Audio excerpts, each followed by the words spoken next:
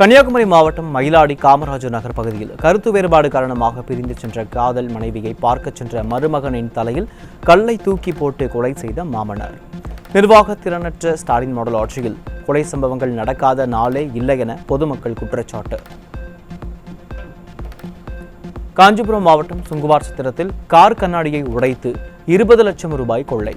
உரிமையாளர் விரட்டிச் சென்றதால் பணத்தை வீசிவிட்டு கொள்ளையர்கள் தப்பிச் சென்ற நிலையில் பட்டப்பகலிலேயே கொள்ளையடிக்கும் அளவுக்கு தமிழகத்தில் சட்டம் ஒழுங்கு சீர்கட்டு கிடப்பதாக பொதுமக்கள் புகார்.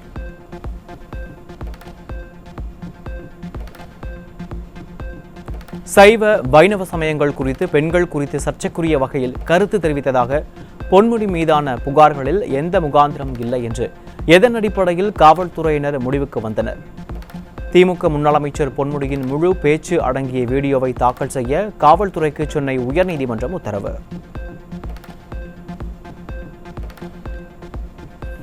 அரசியல் காழ்ப்புணர்ச்சியால் அதிமுக ஆட்சியில் செயல்படுத்தப்பட்ட குடிமராமத்து திட்டத்தை நிறுத்திய திறனற்ற திமுக அரசுக்கு விவசாயிகள் எதிர்ப்பு. குடிமராமத்து திட்டத்தை மீண்டும் துவங்க அரியலூரில் மாவட்ட ஆட்சியர் தலைமையில் நடைபெற்ற விவசாயிகளின் மாதாந்திர குறை தீர்க்கும் கூட்டத்தில் விவசாயிகள் கோரிக்கை. திருப்பூர் மாவட்ட ஆட்சியர் அலுவலகத்தில் 2 மாதங்களுக்கு பிறகு நடைபெற்ற மாற்றுத்திறனாளிகள் முகாமில் குவிந்த மாற்றுத்திறனாளிகள். வெற்று விளம்பரத்திற்காக நடத்தப்படும் உங்களுடன் முதல்வர் முகாமிற்காக மாற்றுத்திறனாளிகள் முகாமை கடந்த 2 மாதங்களாக நிறுத்தி வைத்திருந்தது தங்களுக்கு மிகவும் சிரமம் ஏற்பட்டதாக மாற்றுத்திறனாளிகள் வேதனை. கடந்த இந்த உங்களுடன் ஸ்டாலின் கேம்ப் ஆரம்பிச்சதுனால இப்போ அந்த கேம்ப் நிறுத்தி வச்சதுனால 22ஆம் தேதி ஸ்டார்ட் பண்ணாங்க. ஸ்டார்ட் பண்ணோன்னு பார்த்தீங்கன்னா மாற்றுத்திறனாளிகள் கூட்டம் அதிகமாயிருச்சு. அதாவது எங்கே எந்த கேம்ப் நடந்தாலும் இந்த வாரந்தோறும் வெள்ளிக்கிழமை நடக்கிற மாற்றுத்திறனாளிகள் முகாம் நம்ம ஒரு மாவட்ட ஆட்சியர் அலுவலகத்தில் கண்டினியூவாக நடந்தால் எங்களுக்கு சிரமங்கள் குறையும். சென்னை மந்தைவெளி ஆர்டிஓ அலுவலகம் அருகே செயின்ட் மேரி சாலையின் இருபுறமும் நீண்ட தூரத்திற்கு அணிவகுத்து நிற்கும் வாகனங்களால் கடும் போக்குவரத்து நெரிசல். ஆர்டிஓ அதிகாரி அலுவலகத்திற்கு வராததால் எஃப்சி மற்றும் வாகன பதிவு பெற காத்திருந்தவர்கள் சிரமமடையும் நிலையில் ஸ்டாலின் ஆட்சியில் அரசு அதிகாரிகள் முறையாக பணிகளை மேற்கொள்வதில்லை என குற்றச்சாட்டு. கடலூர் மாவட்டம் புவனகிரி அருகே புதிய ஆரம்ப சுகாதார நிலைய கட்டிடத்திற்கு நடைபெறவிருந்த திறப்பு விழா திடீரென ஒத்திவைக்கப்பட்டதால் அதிர்ச்சி. அரசு மருத்துவமனையின் கட்டிடத்திற்கு தனது தந்தையின் பெயரை வைத்து விளம்பரம் தேடுவதாகவும் அனைவருக்கும் பொதுவான சுகாதார நிலையத்தை ஸ்டாலின் அரசு தனிப்பட்ட உரிமை கொண்டாடுவது ஏன் எனவும் பொதுமக்கள் கேள்வி. திருவள்ளூர் மாவட்டம் ஆவடியில் வணிக வளாகங்கள் நிறைந்த சாலையில் சென்ற தண்ணீர் லாரியில் மின்சார கேபிள் சிக்கியதால் அடுத்தடுத்து 3 மின்சார கம்பங்கள் சாய்ந்து விழுந்ததால் மக்கள் அச்சம். நிர்வாக திறனற்ற விடியா ஸ்டாலின் ஆட்சியில் மின்சார கேபிள்கள் பாதுகாப்பாக அமைக்காமல் அலட்சியம் காட்டுவதால் பொதுமக்களின் உயிருக்கு பாதுகாப்பு இல்லை என குற்றச்சாட்டு. நெல்லை மாவட்டம் அம்பை அருகே தெருவில் விளையாடி கொண்டிருந்த சிறுமியை கடித்து குதறிய தெருநாய். நாய்களை கட்டுப்படுத்த குழு அமைத்தும் அதற்காக ஒதுக்கீடு செய்த நிதியை கல்லா கட்டிவிட்டு ஸ்டாலின் அரசு கும்பகர்ண தூக்கத்தில் உள்ளதா என பொதுமக்கள் கேள்வி.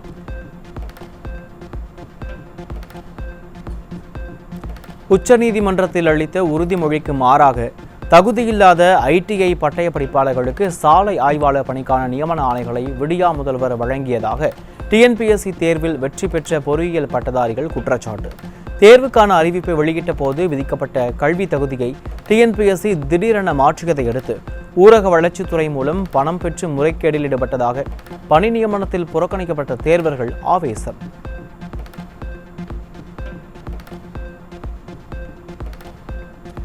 ஆன்லைன் விளையாட்டுகளை நடத்துபவர்களுக்கு கடுமையான தண்டனைகள் அறிவிப்பு. 3 ஆண்டு சிறை தண்டனையும் 1 கோடி ரூபாய் அபராதமும் விதிக்க புதிய மசோதாவில் வழிவகை.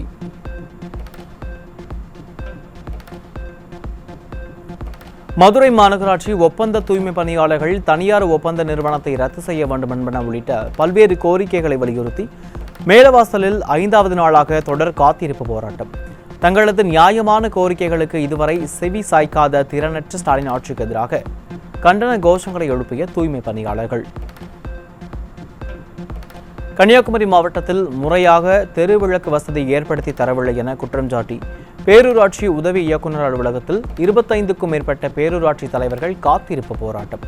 ஸ்டாலின் ஆட்சியில் உள்ளாட்சி அமைப்புகள் புறக்கணிக்கப்படுவதாகவும் மக்கள் பணிகளை செய்ய இயலவில்லை எனவும் அனைத்து கட்சிகளைச் சேர்ந்த பேரூராட்சி தலைவர்கள் குற்றச்சாட்டு.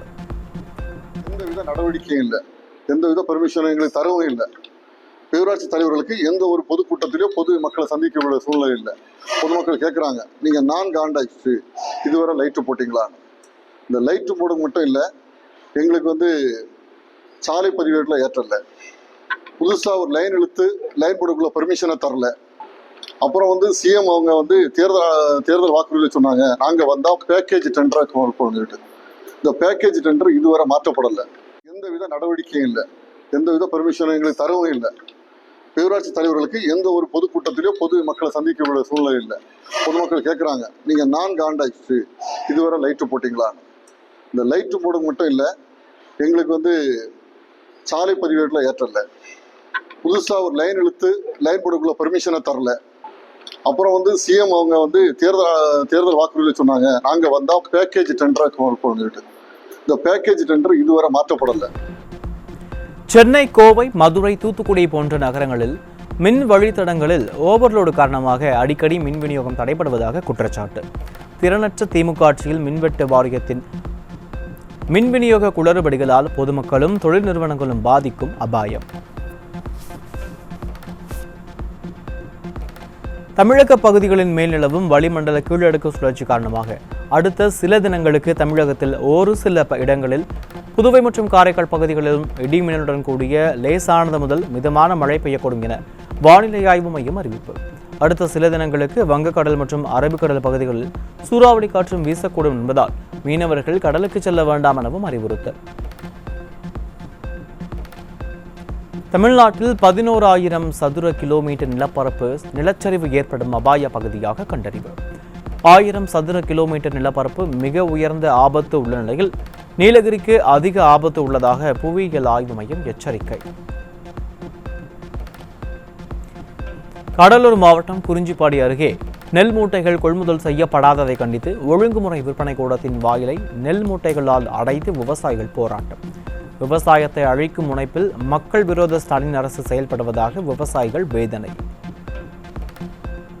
இன்னைக்கு 10 நாளாக விற்று கொடுக்குறேன்னு சொன்னாங்க, இதை வரைக்கும் விற்றும் கொடுக்கல. மழையில் நான் ராத்திரி பகலமாக இங்கேயே படுத்திருக்கேன். ஒரு வாட்ச்மேன் இல்லை, யாருமே இல்லை. நெல்லை எடுக்கிறதுக்கான எந்த ஒரு அனர்ட்டியுமே சொல்லலை. நெல்லை விற்று கொடுக்கல. இதனால் நான் கமிட்டியில் எடுத்து நெல்லை வச்சுட்டு போராட்டம் பண்ணுறேன். அது சம்மந்தமாக என்கிட்ட யாருமே எடுக்கணும்னு சொன்னாங்க, யாருமே எடுக்கல. அதுக்கான அதிகாரி நெல் விதையான பார்க்கவே வரல.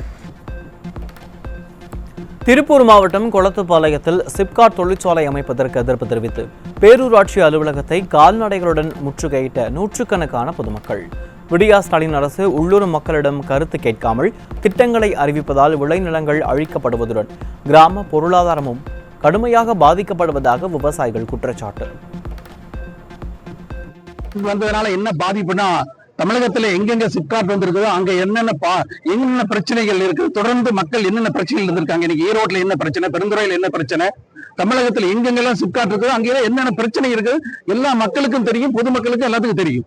அப்போ அந்த திட்டத்தை இங்க கொண்டு வரணும் அப்படின்னு அரசு நினைத்தால் மக்கள் பாதிப்படைவார்கள். அதனால் நாங்கள் அந்த திட்டத்தை ரத்து செய்ய வேண்டும் என்று கேட்டுக்கொள்வோம். அதுக்கு பதிலாக வேற ஒரு நல்ல திட்டத்தை கொண்டு வாருங்கள், நாங்கள் அதை மனம்பூர்ந்து ஏற்றுக்கொள்கிறோம். சென்னை காசிமேட்டில் தனியார் மருத்துவமனையில் இருந்து வெளியேறும் கழிவு நீரால் நோய் தொற்று பரவும் அபாயம் ஏற்படுவதாக கூறி காசிமேடு எண்ணூர் விரைவு சாலையில் பொதுமக்கள் சாலை மறியல் போராட்டம். திறனற்ற ஸ்டாலின் அரசின் மாநகராட்சி அதிகாரிகளிடம் பலமுறை புகார் கொடுத்தும் நடவடிக்கை எடுக்காததால் பொதுமக்கள் ஆத்திரம்.